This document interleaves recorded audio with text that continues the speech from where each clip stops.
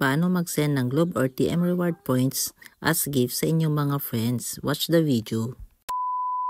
Bago po natin buksan ang ating mga Globe One app, siguraduhin muna natin na nasa latest update po ito.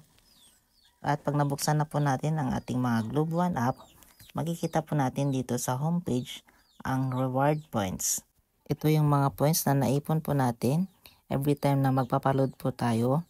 At ayan nga po, pindutin lamang po natin ang reward points. At nakikita nyo na po dito ang ating reward history, my voucher. Nakita po ninyo sa baba ang just for you. Pindutin lamang po natin ang view more. Dito po mamimili po tayo ng promo na gusto natin. Depende po sa points na naipon po natin.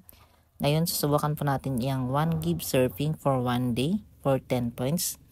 Pindutin lamang po natin dito ang send this as a gift. I-on lamang po natin yan. At pagkatapos nating ma-i-on yan, makikita po natin dito ang recipient mobile number. Enter lamang po natin ang mobile number kung saan gusto po nating isend yung promo as a gift. Then pagkatapos nating ma-enter ang mobile number, pindutin lamang po natin ang redeem. Para ma-redeem na po natin ang promo na atin pong napili.